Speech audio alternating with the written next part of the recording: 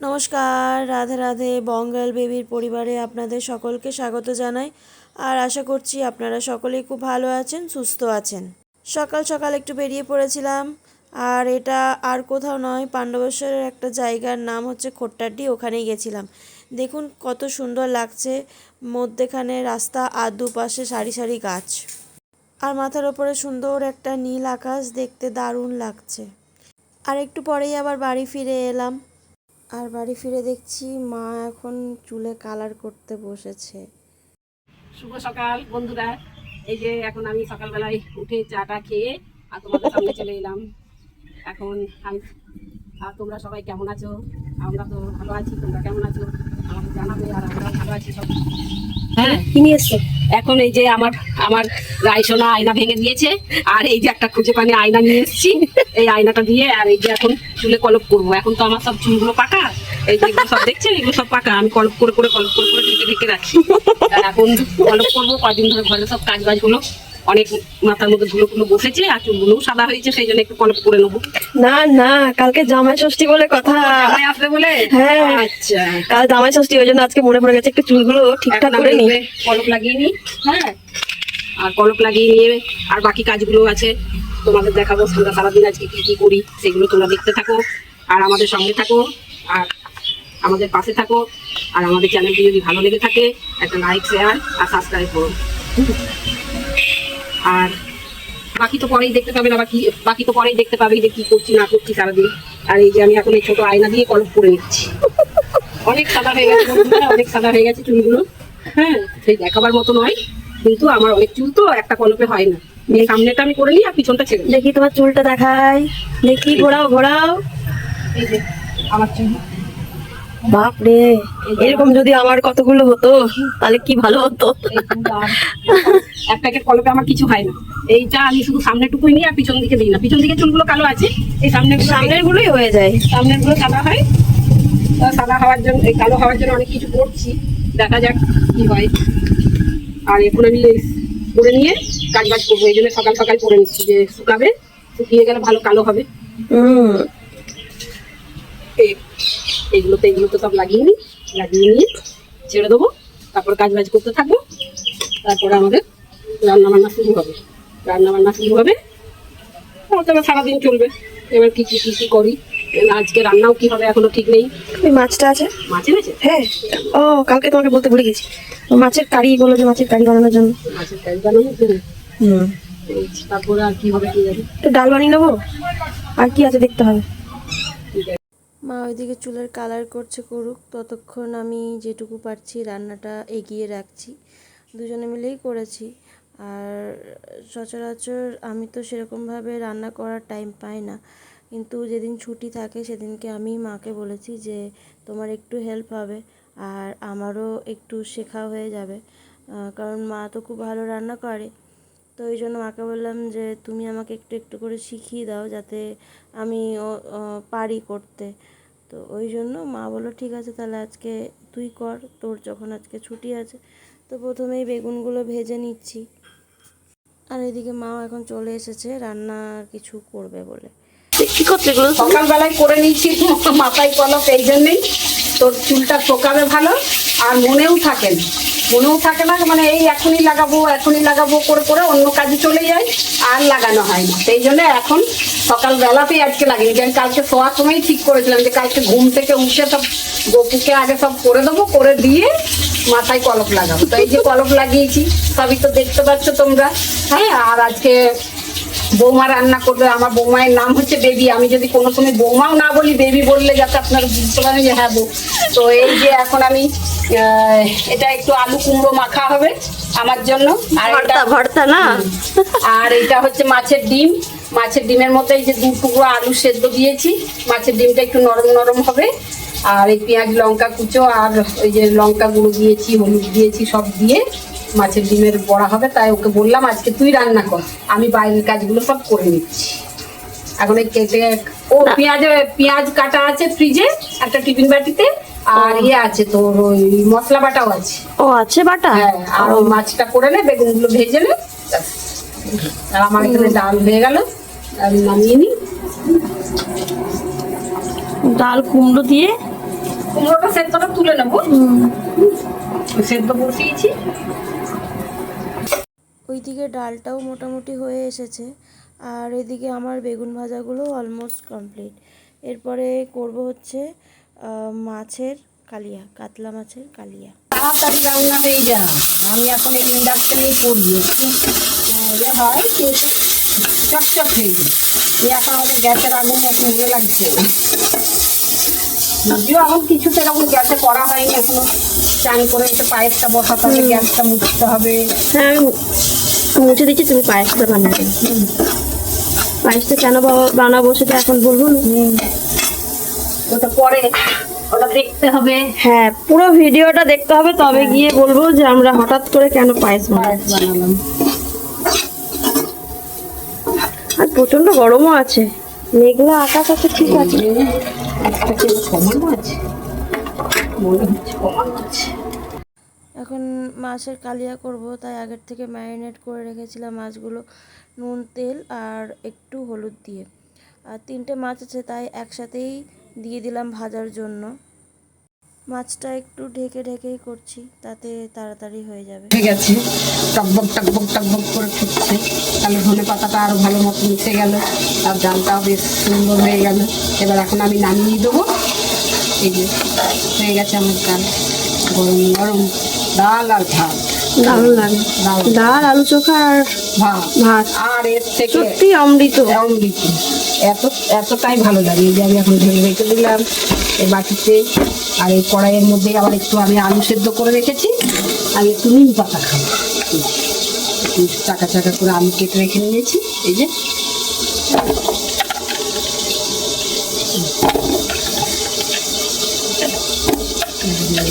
আলু সেদ্ধ দিয়ে দেবো। আর এখন মাছের কালিয়া করব, তাই পেঁয়াজগুলো কেটে রেখেছিলাম ওগুলোই তেলে দিয়ে দিলাম।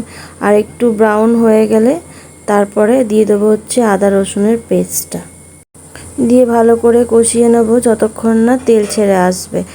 ওই জন্য বাবাকে খুঁজতে হবে না, খুঁজে কিছু করবো না। কালকে দাঁড়া তেল দিয়ে দিলাম, নিম পাতা ভাজি হবে। নিম পাতা আমার দেবো আছে কলকাতে, দেখা করে দিল। তুমি একটু তোমার এই রান্নাঘরের টিপস দিয়ে দাও, যে কিভাবে জিনিসপত্র রাখলে সেগুলো ভালো থাকবে, ফ্রিজে অসময়ে পাওয়া যাবে। এই যে নিম পাতা আমি গুঁড়ো করে রেখেছিলাম, রোদে শুকিয়ে নিয়েছিলাম, নিয়ে গুঁড়ো করে রেখে দিয়েছিলাম। তারপরে আবার ওইটা শুধু গুঁড়ো করে রাখলে হবে না, আবার এটা শুধু গুঁড়ো শুকনো রেখে দিলে ওইটা আবার একটু বর্ষার সময় ওই ছাতা ছাতা হয়ে যায়। যে জন্য শুকনো কড়াইয়ে গরম করে আর এই যে গুঁড়ো করে রেখে দিচ্ছি। এই গুঁড়ো করে রেখে দিলে সারা বছর ধরেই খেতে পারবো।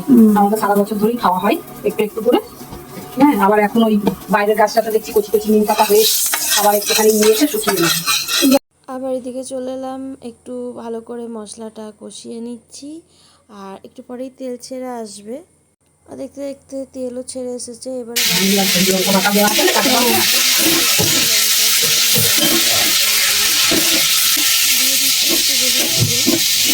ধীরে ধীরে গুঁড়ো দিয়ে দিলাম। ধনে গুঁড়ো আর জিরে গুঁড়ো দিয়ে ভালো করে জল দিয়ে এইগুলো দিয়ে এরপরে কি করে আলুগুলো দিবে?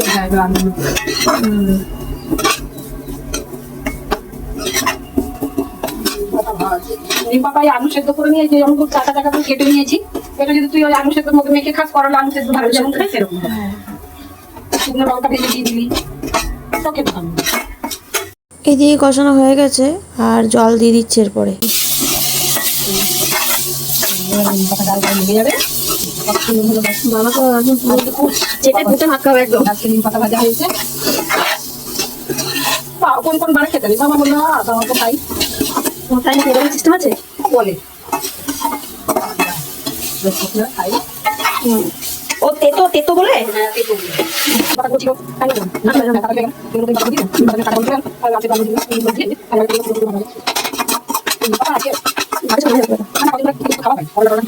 ওইদিকে মায়ের নিম পাতা ভাজা হয়ে গেছে, আর এদিকে এখন মাছগুলো দিয়ে দেবো।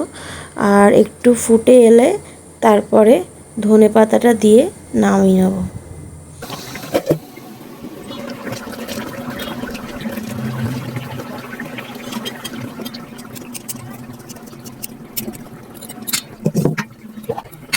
কোনো জিনিসে যদি একটু ধনেপাতা দেওয়া হয় তাহলে কিন্তু তার টেস্টটা একটু অন্যরকম হয়ে যায়।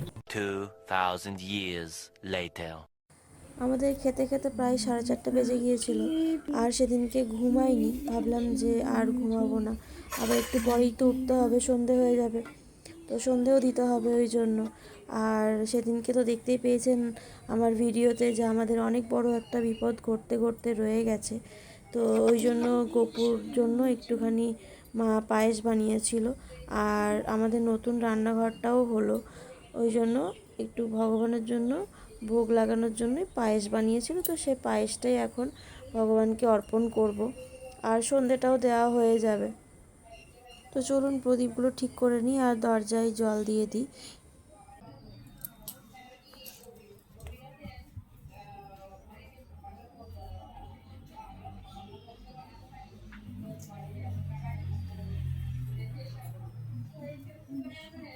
দরজায় জল দেওয়া হয়ে গেছে, এবারে গোপুর ভোগটা লাগিয়ে দিচ্ছি।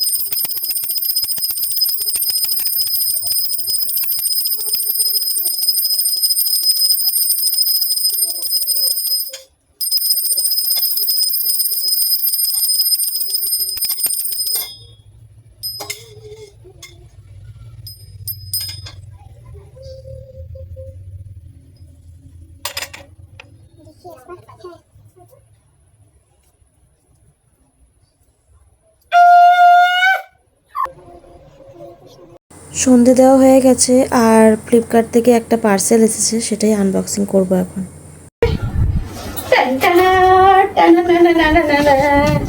কি এসেছে এখন আনবক্সিং হবে। এই কি পড়ে গেল গো? আম পড়েছে, আম। এটা মাথায় কি পড়েছে তুমি? আমি এটা মিকি মাউসের ব্যাগ, কেমন লাগছে? ভাল লাগছে। কি আনবক্সিং করছো এত? লেটস সি কি এসেছে, দেখি। এত বড় প্যাকেটে একটা কি এসেছে? আমি যেন খুলিনি। এই তুমি কখন কি বুক করছো? দাদা পয়সাটা পাঠিয়ে দিন। বলে করবে তো? তাহলে শাড়ি দেখছি বুক করা আছে। শাড়ি দেখেছিলাম, কিন্তু অনলাইনে শাড়ি ভালো হবে কিনা জানি না, জাস্ট দেখে রেখেছিলাম।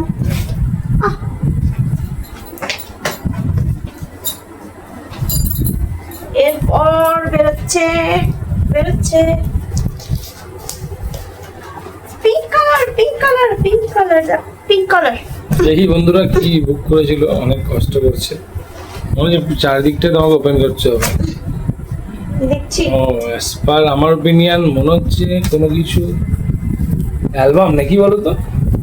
না না, দেখি কি বুক করেছে তোমার। অ্যালবাম নয়, এটা অনেক কষ্ট হচ্ছে। এই যে আমি হাসছি, সবাই দেখতে পাচ্ছেন, এটা ওই সেই দিনটার জন্যই।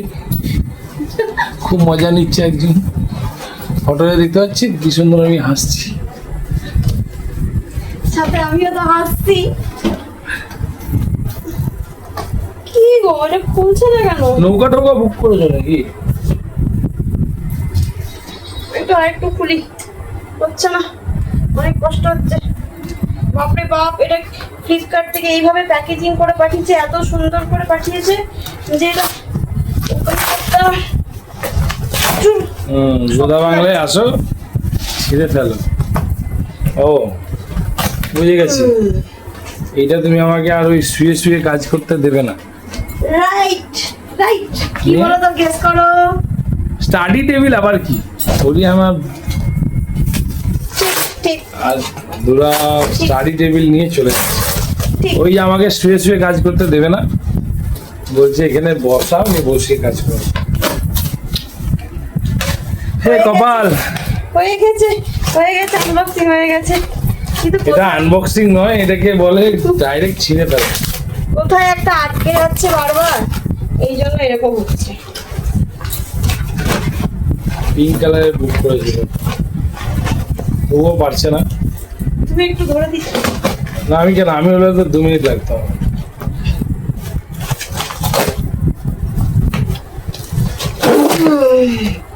অনেক যুদ্ধের পর এই যে, ফাইনালি যুদ্ধের পর ফাইনালি সাকসেস। এই তোমার দেখো এটা কেমন হয়েছে, তোমার ভালো লেগেছে? ভাল লেগেছে বলতে, এটা এইসব আমাকে আবার সেই তুমি খাটাবে বসে বসে কাজ আমরা করতে। পড়াশোনা করবার জন্য আবার এই স্টাডি টেবিল কিনে এটা কি? এখানে কফি মাগ বা এখানে না, ওয়াটারের কোনো বোতল, এটা কি? এটা তো এমনি করে সামনে কিছু একটা লাগিয়ে দেওয়ার জন্য। I see. ঠিক আছে, চলো, থ্যাংক ইউ, আনবক্সিং শেষ। চলুন তাহলে আজকের ভিডিওটা এখানে শেষ করছি, দেখা হচ্ছে অন্য একটি নতুন ভিডিওতে। ততক্ষণ ভালো থাকবেন, সুস্থ থাকবেন, আর আমাদের ভিডিও যদি আপনাদের ভালো লাগে থাকে তাহলে please comment, like and subscribe. Till then, by.